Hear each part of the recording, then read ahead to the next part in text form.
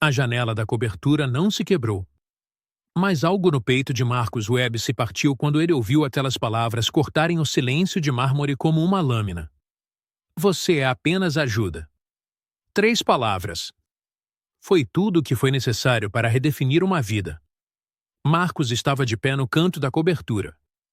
Salão de baile, uniforme borgonha de garçom grudando em sua pele escura, uma bandeja de prata com flautas de champanhe ficando mais pesada em suas mãos a cada segundo que passava.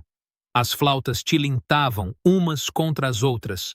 Suave, metálico, acusatório. Ao seu redor, a sinfonia da riqueza continuava inabalável. Risadas, gelo tilintando em copos caros.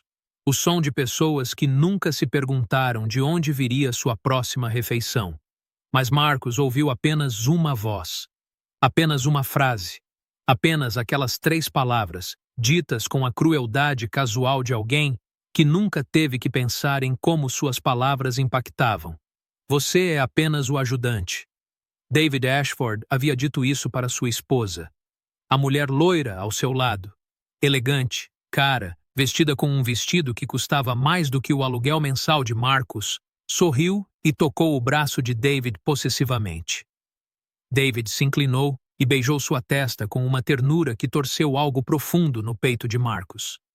Mas David Ashford não estava falando sobre a mulher ao seu lado. Ele estava falando sobre Marcus.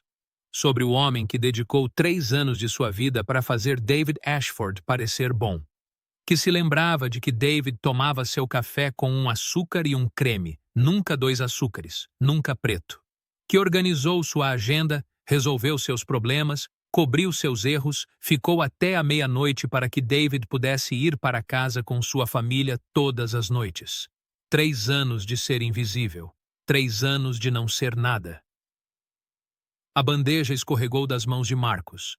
O cristal se despedaçou contra o chão de mármore. O som foi catastrófico. Um ponto sonoro no final de uma frase que Marcus não sabia que estava escrevendo. Cada pedaço de vidro parecia cair em câmera lenta, capturando a luz dos lustres de cristal acima, transformando-se em diamantes antes de se despedaçar em pedaços cada vez menores. Cada cabeça se virou. Cada olho o encontrou. E nesses segundos suspensos entre a colisão e o silêncio que se seguiu, Marcus sentiu o peso de seu julgamento coletivo pressionando como a gravidade. A pena em seus olhares, o desprezo em suas expressões. A certeza absoluta e indiscutível de que ele era exatamente o que David Ashford havia chamado, apenas a ajuda. O rosto de David se transformou, sua mandíbula se contraiu, seus olhos brilharam com algo mais escuro do que a raiva, algo mais próximo do nojo. Ele se virou levemente, angulou todo o seu corpo para longe, uma manifestação física de apagamento. A mensagem era clara: Marcus não existia. Ou pior, ele existia, mas não importava.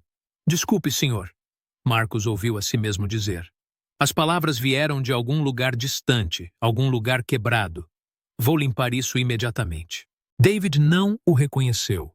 Não olhou para trás. Não deu nenhuma indicação de que tivesse ouvido Marcus falar.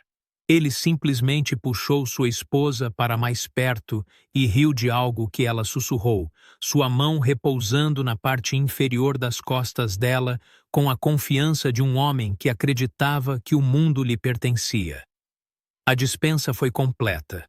Marcus se ajoelhou no chão de mármore, pegando pedaços de cristal um a um. Os fragmentos cortavam suas palmas, fazendo sangue escorrer em finas linhas vermelhas. Dor real. O tipo que o despertou da dormência em que ele vivia há 3 anos. Mas, por baixo disso, algo mais estava se cristalizando. Uma clareza. Um único pensamento, agudo e limpo. Este homem não merece mais um segundo da minha vida. Nem mais um segundo. Nem mais um pensamento. Nem mais um sacrifício. Naquela noite, Marcus foi para casa ver sua filha. Amara tinha 7 anos, dormindo em seu pequeno apartamento de 2 quartos no Queens, seu corpo pequeno encolhido sob um cobertor que ele mesmo costurou ao longo de uma semana de noites. Ela tinha os olhos dele, escuros, sérios, capazes de ver a verdade. Ela tinha o queixo teimoso da mãe. Ele ficou na porta do quarto dela, observando-a respirar. Observando seu peito subir e descer na escuridão. Observando a filha que ele vinha sistematicamente escolhendo ignorar em favor de um homem que acabara de chamá-lo de nada. A culpa o invadiu. Vergonha. Arrependimento por cada evento escolar que ele perdeu, cada hora de dormir que ele pulou, cada momento em que escolheu o mundo de David em vez do dela. Marcus sentou-se na beirada da cama dela. Com muito cuidado para não acordá-la, e fez uma promessa. Não para si mesmo, para ela, para o futuro que ela merecia, para a versão de si mesma que ela se tornaria se ele não mudasse tudo agora mesmo. Ele sussurrou. Eu nunca deixarei você crescer acreditando que você é apenas qualquer coisa. Eu vou te mostrar que as pessoas invisíveis, aquelas que todos chamam de ajuda, aquelas que todos olham através, essas pessoas são as que mantêm tudo unido, as que fazem o sistema funcionar, as que fazem os poderosos parecerem poderosos. E eu serei essa pessoa para você, sempre. Você nunca duvidará que você é tudo para mim. Amara se mexeu em seu sono, inconsciente, mas de alguma forma respondendo à gravidade de suas palavras. Na manhã seguinte, Marcus não ligou dizendo que estava doente. Ele foi trabalhar exatamente como planejado. Chegou ao escritório de David às 7 da manhã, fez o café exatamente como ele gostava. Uma colher de açúcar, um pouco de creme, do jeito que David gostava, e colocou na mesa à sua frente. David não olhou para cima. Apenas pegou o café, bebeu sem reconhecimento, nunca olhou para Marcus. Foi então que Marcus soube com certeza. Ele era invisível. Mas ele ainda tinha 3 semanas restantes em seu aviso prévio de 2 semanas. Ele já havia estendido, sem explicação, porque precisava de tempo para ver com clareza, para documentar o que suspeitava há meses, para entender a verdadeira extensão do que David Ashford realmente era por trás dos ternos caros e do sorriso confiante. Naquela tarde, Marcus começou a analisar os arquivos de David com precisão meticulosa. Ele sempre teve acesso, esse era o trabalho. Mas agora ele os olhava de forma diferente. Agora ele entendia que cada documento era uma confissão esperando para ser lida. Cada e-mail era uma evidência. Cada registro financeiro era uma prova. Os arquivos contavam uma história que fazia o sangue de Marcus gelar. David Ashford não construiu sua empresa bilionária do nada. Ele a roubou. Cada ideia brilhante, cada avanço tecnológico, cada inovação que o tornou um nome conhecido e bilionário. Os designs originais tinham vindo de um homem chamado Marcus Chen. David o conhecera na pós-graduação. Eles colaboraram em um projeto que se tornou revolucionário. Juntos, criaram algo extraordinário. Por 3 anos, foram parceiros iguais. Seus nomes deveriam estar em cada patente, cada aplicação, cada avanço. Então David fez uma escolha. Os e-mails eram clínicos, breves, eficientes e absolutamente devastadores. Marcus, decidi seguir em frente com a empresa de forma independente. Esta é uma decisão de negócios. Você receberá um pacote de rescisão padrão. Considere isso o fim da nossa parceria. Marcus Chen respondeu com choque, com raiva, com ameaças legais e apelos desesperados. Mas David foi estratégico, moveu-se mais rápido, já havia transferido a propriedade intelectual para empresas de holding em seu nome. Já havia assinado contratos que excluíam Chen completamente. Quando a poeira assentou, Chen não tinha nada. David tinha tudo. Marcus fotografou cada documento com seu telefone. Fez anotações detalhadas, cruzou datas e transações. Encontrou evidências de pagamentos a funcionários do governo. Encontrou provas de que David mentiu para os investidores sobre as origens da tecnologia. Encontrou registros financeiros que mostravam que David havia desviado dinheiro através de empresas de fachada para esconder sua riqueza das reivindicações de pensão alimentícia de sua primeira ex-esposa. Isso não era apenas roubo. Isso era fraude sistemática. Esse era um homem que construiu um império mentindo, roubando, destruindo qualquer um que cruzasse seu caminho. E ninguém sabia. O mundo via David Ashford como um bilionário feito por si mesmo, um visionário, um filantropo que doou milhões para a caridade, um homem de integridade, um criador de empregos, uma história de sucesso, o tipo de homem que as pessoas aspiravam se tornar. Eles não tinham ideia do que Marcus agora segurava em suas mãos. Nenhuma ideia de que cada história que David contara sobre si mesmo era uma mentira cuidadosamente construída ao longo de anos de engano. Nenhuma ideia de que a base de seu império foi roubada de um homem chamado Marcus Chen, que havia desaparecido na obscuridade. Uma noite, cerca de uma semana após seu início na documentação, David o chamou de volta ao escritório. Seu tom era diferente, mais leve, quase desesperado. Webb, venha aqui por um segundo. Marcus se virou, caminhou de volta lentamente. David estava sentado atrás de sua mesa, a mesma mesa onde Marcus havia passado horas incontáveis organizando, gerenciando, possibilitando uma fraude. A mesa onde ele havia escrito os discursos de David, organizado as reuniões de David, feito David parecer brilhante. Eu estive pensando, disse David, finalmente olhando para cima da tela do computador. Seus olhos estavam diferentes agora. Buscadores. Eu quero que você fique. Estenda seu período de aviso. Eu não estou pronto para te perder ainda. Por quê? Marcus perguntou, embora já soubesse. Ele queria ouvir David dizer isso. Queria testemunhar o exato momento em que David percebeu o quão dependente ele era do homem que acabara de chamar de ajuda. Porque você é bom no que faz, disse David. E estou disposto a pagar mais. Diga seu preço. O que você quiser. O dobro. O triplo. Não me importo. Marcus pensou cuidadosamente. Este era o momento. O cruzamento.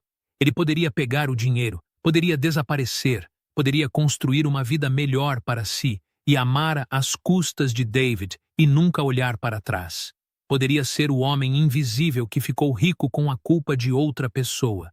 Em vez disso, ele disse em voz baixa: agradeço por isso, mas estou fora. O rosto de David imediatamente ficou vermelho, a cor subindo do pescoço até as bochechas. Isso não é aceitável. Eu preciso de você aqui. O que você quiser, diga. Não há nada que você possa me oferecer, disse Marcus com a voz firme e definitiva. Porque o verdadeiro preço de trabalhar para você é o meu respeito próprio, e isso não está à venda. Não mais, nunca mais. Ele se virou em direção à porta. Sabe de uma coisa? A voz de David o seguiu, agora irritada, afiada com desespero. Você não é nada, Webb. Sem mim, sem este emprego, você não é ninguém. Sempre será. Esta cidade vai te mastigar e cuspir você para fora. Marcus parou na porta. Ele poderia ter dito algo cortante, algo projetado para ferir. Algo sobre os crimes de David, seu roubo, suas mentiras. Em vez disso, ele se virou e olhou David nos olhos. Realmente olhou para ele. E viu pela primeira vez o que David realmente era. Não poderoso, não excepcional, não impressionante. Apenas pequeno. Apenas com medo. Apenas um homem aterrorizado por ser comum. Talvez, disse Marcus em voz baixa. Mas, pelo menos, serei um ninguém com integridade. Pelo menos minha filha ficará orgulhosa de mim por fazer a coisa certa. Então, ele saiu. E nunca olhou para trás.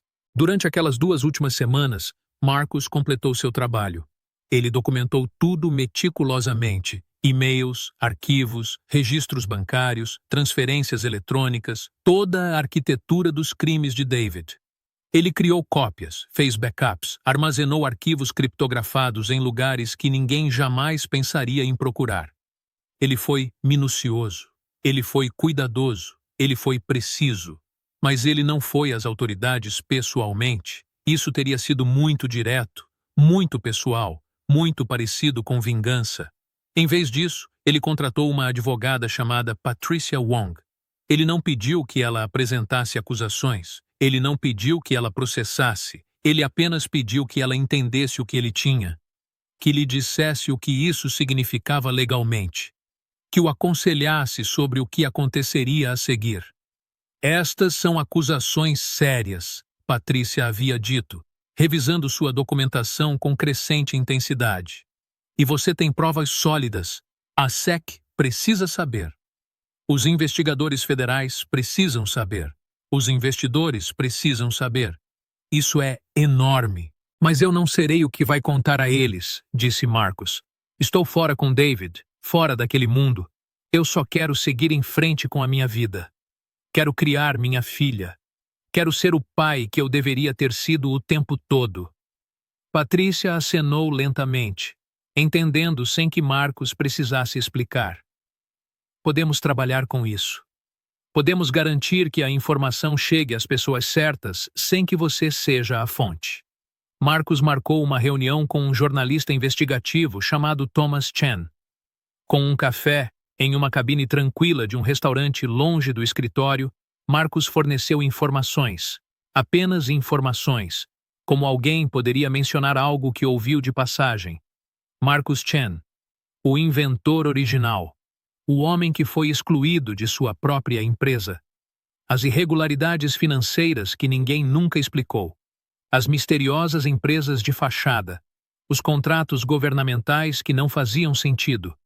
Os olhos de Thomas se arregalaram a cada detalhe. Isso é explosivo, ele finalmente disse, inclinando-se para a frente. Esta é uma história enorme. Mas eu preciso verificar tudo. Eu preciso de documentação. Eu preciso de provas. Eu posso fornecer isso, Marcus disse. Tudo o que você precisa.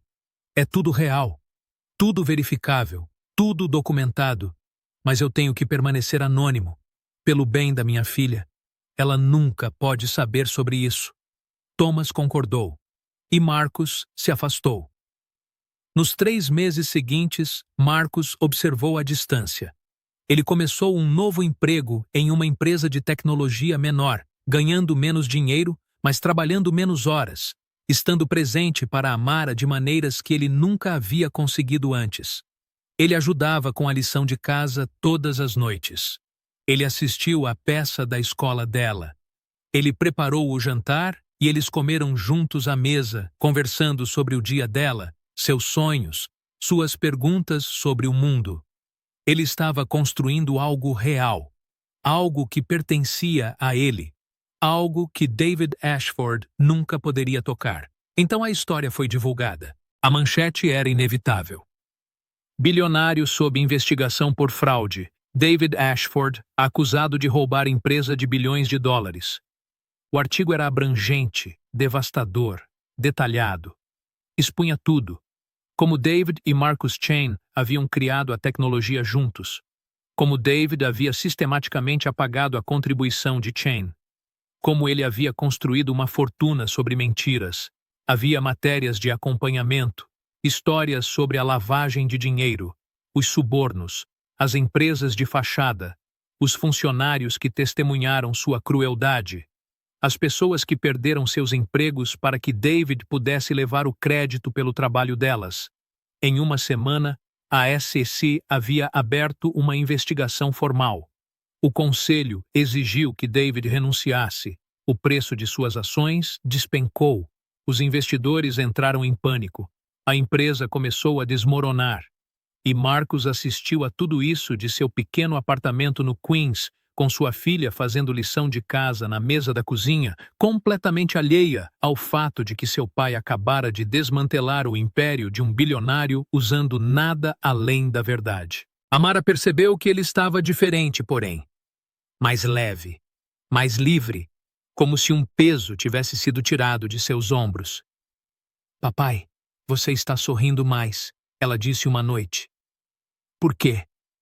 Marcus a puxou para perto. Porque eu fiz a escolha certa sobre algo importante. E agora, não preciso mais carregar isso. Não preciso fingir.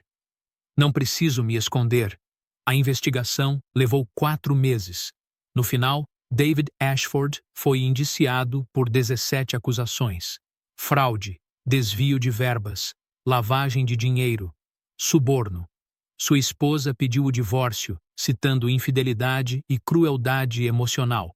Sua empresa pagou uma enorme restituição aos investidores que ele havia enganado.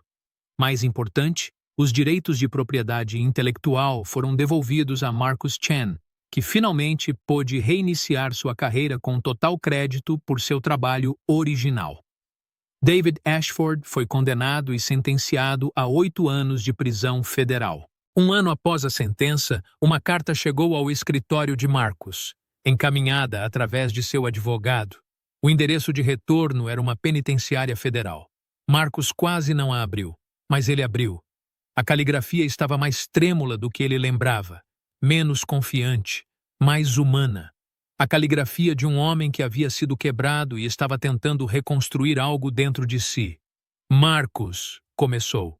Não tenho o direito de esperar que você leia isso. Não tenho direito a nada de você mais. Mas estou pedindo de qualquer maneira, porque tive um ano para pensar sobre quem me tornei e como cheguei aqui. Você não foi a ajuda. Você foi a fundação sobre a qual eu me sustentei. Você foi a razão pela qual tudo funcionou. Você foi a razão pela qual eu podia parecer bem-sucedido, podia reivindicar grandeza, podia ficar de pé. E eu era pequeno demais, tinha medo demais, estava com fome demais de poder para ver isso. Eu roubei de Marcus Chen porque estava aterrorizado em ser comum. Eu te joguei fora porque sua integridade me deixava desconfortável. Eu te chamei de nada porque você representava algo que eu nunca poderia ser. Um homem que sabia seu valor sem precisar que ninguém mais o validasse. Agora eu entendo o que você fez. Você não me destruiu. Você simplesmente disse a verdade. E a verdade foi suficiente para derrubar tudo porque tudo o que eu construí foi feito inteiramente de mentiras. Minha filha me escreveu. Ela tem 26 anos. Eu perdi toda a infância dela. Ela está tentando me perdoar. Eu não mereço, mas sou grato por ela estar tentando. Minha ex-esposa seguiu em frente. Ela está feliz agora construindo uma vida com alguém que a valoriza. Eu a destruí também. Mas você, Marcus, quero que saiba de uma coisa. O homem que eu era teria chamado isso de fraqueza, teria visto a prisão como uma falha. Mas estou tentando me tornar alguém diferente. Alguém que entende que a verdadeira força é enfrentar suas fraquezas e tentar se tornar melhor. Sua filha é sortuda. Ela tem um pai que está presente. Esse é o maior presente que um pai pode dar. Eu nunca fiz isso. Espero que você nunca tenha que contar a ela quem eu fui. Espero que você conte a ela sobre sua própria força, em vez disso. Atenciosamente, David Ashford Marcus leu a carta 3 vezes. Então, ele a guardou em uma caixa, trancou e não pensou mais nisso por um longo tempo. 2 anos após a condenação de David, Marcus foi promovido a diretor de operações em sua empresa. Seu salário dobrou. Sua equipe o respeitava. Ele estava construindo algo real, algo conquistado, algo baseado em integridade e competência. Amara agora tinha 10 anos, brilhante, confiante, absolutamente segura de quem ela era. Uma noite, Marcus e Amara sentaram-se na escada de incêndio do apartamento, observando as luzes da cidade piscarem enquanto o sol se punha. Era a tradição deles, o ritual deles, a coisa que faziam toda sexta-feira à noite, faça chuva ou faça sol. Papai, Amara disse, virando-se para ele com seu rosto sério. Estou orgulhosa de você. Marcus a puxou para mais perto. Você trabalha muito duro. Você é gentil com as pessoas. Você sempre tem tempo para mim. E você nunca deixa ninguém te fazer sentir pequeno. Marcus sentiu algo quente e sólido se acomodar em seu peito. Ele beijou o topo da cabeça dela. Obrigado, querida. Isso significa tudo. Às vezes as pessoas tentam te apagar.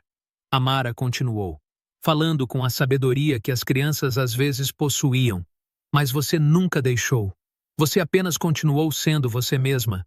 Você continuou fazendo a coisa certa.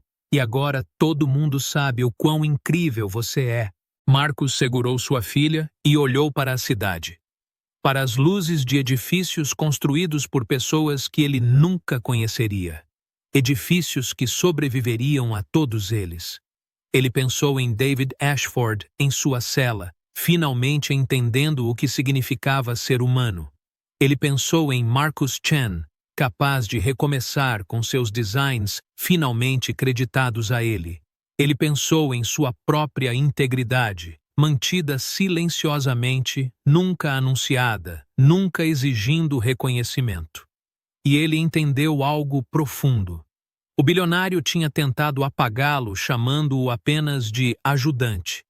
Mas Marcos nunca precisou da validação do bilionário. Ele sempre teve algo mais importante: a crença de sua filha nele, seu próprio senso de certo e errado, o conhecimento de que estava construindo algo real, algo que importaria muito depois que o poder e o dinheiro desaparecessem.